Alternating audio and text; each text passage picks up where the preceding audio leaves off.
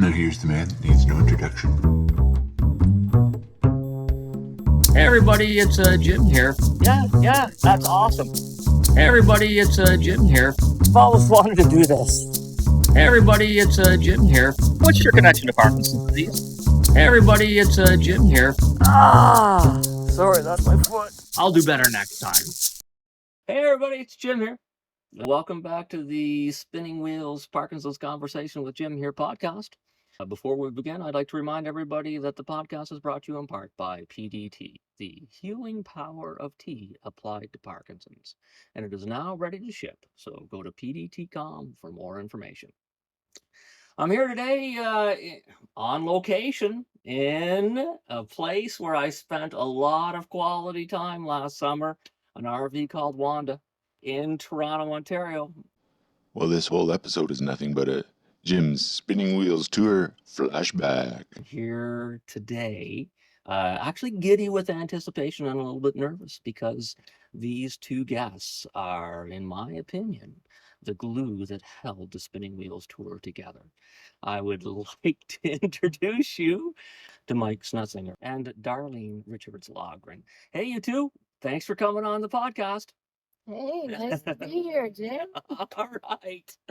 Well, hey, let's jump right into it. Darlene, why don't you start first? Tell us about your Parkinson's connection. Well, I have a bunch of boys who have Parkinson's. You do indeed. You do indeed.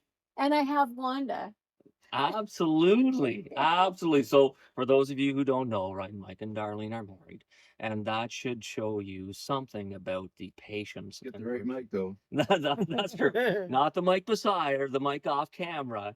And Darlene are married. You bought this vehicle so that we could go on this cross-country journey last year. What else? Tell us what it's like being married to Mike.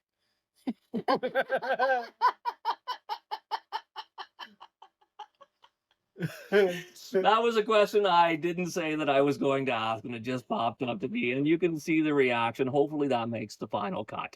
It's amazing. He's a wonderful man. And so is this Mike. Yeah. And I would take him too. Mike Snetsinger has terrible anxiety issues, as many of us with Parkinson's do. This episode is shot in the RV with Darlene to ease his anxiety of being on camera and answering questions. I have left in moments where you will see how his Parkinson's overwhelms him. It is a common Parkinson's symptom, and we appreciate Mike for letting us show you.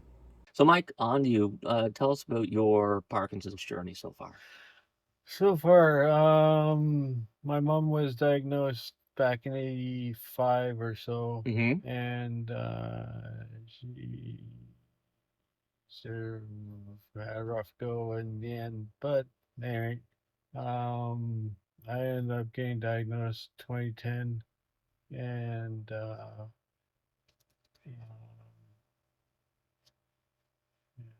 Yeah.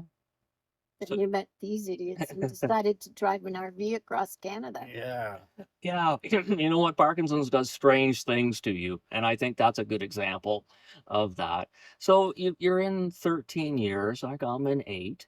13 years ago, would you ever thought that you'd be sitting across, right, talking about a cross-country cycling adventure? No, not a chance. So everyone's on their own trip and adventure, and you try to maintain the skills that you have. And fortunately, I haven't been pulled over yet for driving. You know what? And I know that, but I'm telling you, last year in Vancouver, we're driving, I don't know, downtown Vancouver in an RV, and we're going down the street, and there are cars parked on both sides of the street, and there's 3 inches on each side, and Mike was driving, and I'm going to tell you, it's one of the best pieces of driving I've ever seen in my entire life. I didn't want to say anything at the time because I didn't want to jinx it, but it was like, wow, I cannot believe that we are getting guided through downtown Vancouver the way that you did. That was incredibly impressive. So to set it up for everybody, Mike, and Darlene, we started our Spinning Wheels tour on June 25th, but they left, I think, on June 10th because they had to drive Wanda out to the West Coast. So Mike, came out and said, "Okay, well, I'll come with you to help you drive across." And the two of them, so the two of them drove out to Vancouver Island.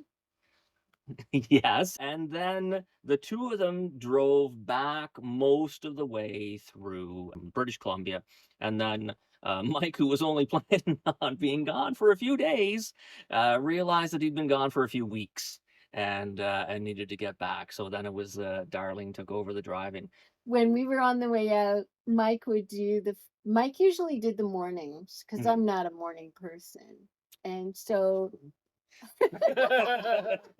by lunchtime-ish, it would be time to switch off. He'd be starting to hit the rumble strip. So then I would take over. But yeah, no, he did not hit that many rumble strips. Mike would disagree. They kept in Saskatchewan too. Oh my. It is, you know what? It is windy in Saskatchewan. Darlene, can you tell us how many vehicles you've owned before Wanda? Zero. Zero. So a 32-foot RV with a bike rack on the back, which turned it into 36 feet, was actually your first vehicle. Yes. Telling you folks, flawless all the way across the country. One small incident in Winnipeg that was entirely not her fault. All right. But Yeah. Jim, I'm gonna jump in here. We were saved because of this man. That's right.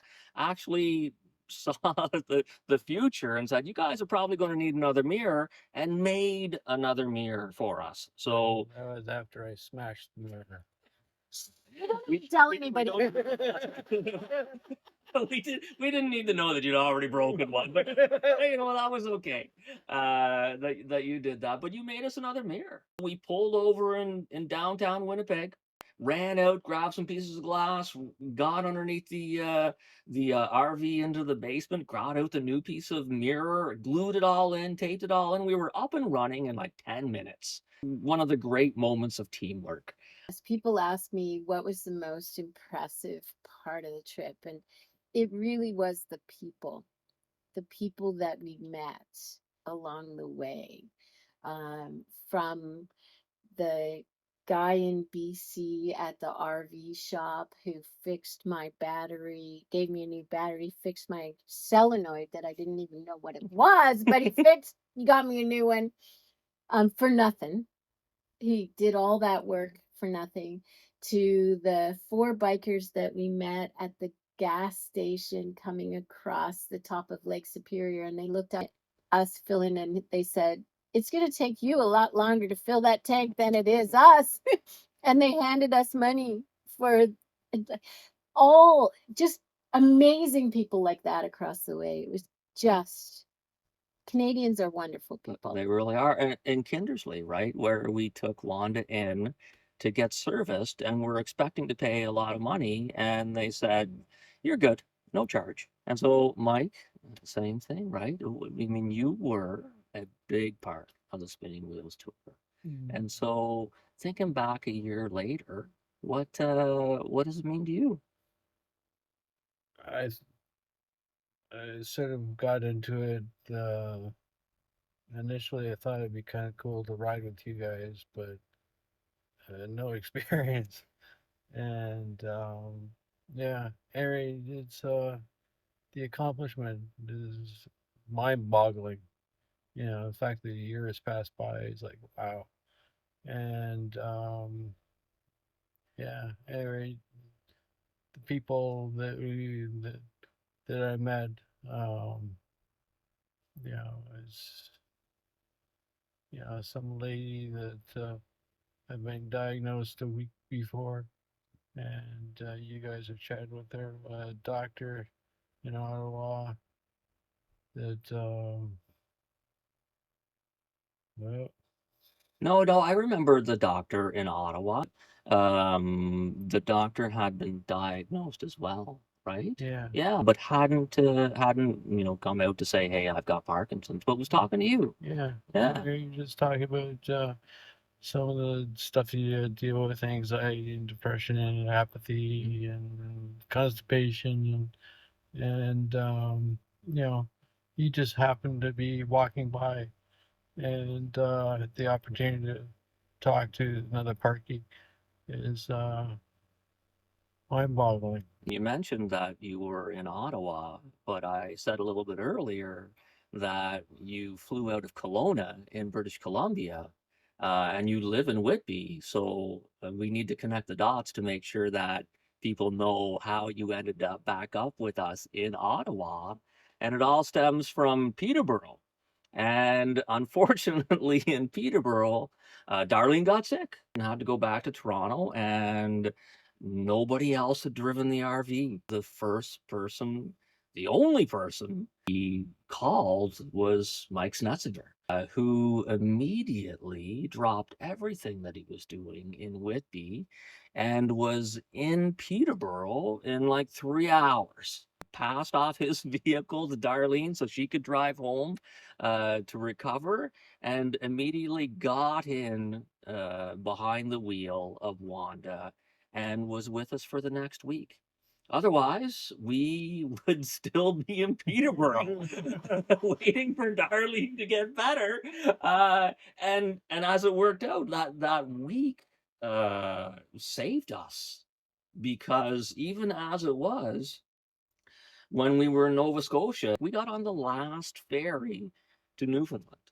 And had we been a week later, we wouldn't have been able to finish the Spinning Wheels tour. And had it not been for you coming in and getting us to Ottawa, we wouldn't have been able to finish. And so when we talk about people who are so intricately involved in the success of the Spinning Wheels tour, that's what we're talking about. That's why you are awesome, my friend. And I would just like to say thank you. A pat on the back. Absolutely a pat on the back. So, Darlene, it was your first vehicle. Not only did you drive up and down mountains, across prairies, northern Ontario, where it just goes. Rocks and Rocks and trees. trees, rocks and trees. Quebec, New Brunswick, downtown Halifax, Twice. okay, I was going to say 16 times, but twice. Right, and across the Confederation Bridge into Prince Edward Island, getting back, into Truro and Halifax, and on the ferry. Like, what was some of your favorite parts about driving across the country? What a couple things that stood out? My favorite part, Yeah. I loved the prairies. I thought they were just beautiful. I had never been west of Thunder Bay, so I had no idea. But I thought they were beautiful. My scariest moment? Hurricane Fiona. After the tour was over, we're getting off of Newfoundland the day before sort of Fiona is coming in. That's when she's driving across Newfoundland, and it was crazy wind.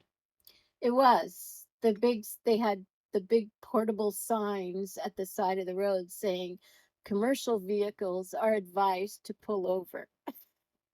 Thank goodness you're a charity vehicle and I not a converted. Just nervy. Yeah, Yeah. and just nervy. Yeah.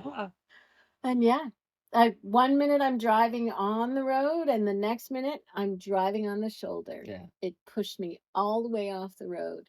So far we've talked about is driving, right? But the reality is that Darlene did so much more than driving, right?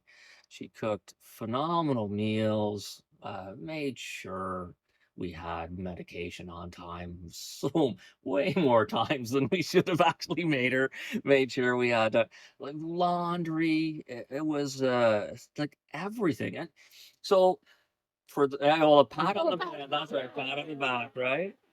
And for the first I don't know. When we started the Spinning Wheels tour and we were in British Columbia, we said we'd have our act together by the time we got to Saskatchewan, because every day basically was getting up and Darlene saying, "Where are we going to today?" And and me trying to figure out where we were going to that day. And I would give her a general location, and she would go on the internet and try to book us a site and then let us know. And we had no idea what we were doing, and we still don't. But seriously, that's just why, one of the things, one of the one of the remarkable things is that we made it across. Hey everybody, it's Jim here. Wow, I would like to thank Mike Snetsinger and Darlene Loghrin for agreeing to come on the podcast. Sincerely, I cannot express my gratitude to the both of you for making the Spinning Wheels tour happen. I think, you know what? So many people come up to myself or Steve or Mike and say, "Wow, you guys are awesome." And they might be right. But but the real story, in my opinion, are the two of you, to make sure that we could reach all the people that we did. And I just want to say thank you very much to both of you. It really was my pleasure. Okay, that's 40 minutes of thanks. We would sincerely appreciate it if you could share this podcast with just one other person, right? Someone who you think might enjoy the story of Mike and Darlene, who might enjoy the story of the Spinning Wheels tour, who might enjoy the story of community and exercise with Parkinson's disease. We would sincerely appreciate that. Until next time, everybody, be safe. Thank you very much. His first comments was, "It tastes awful."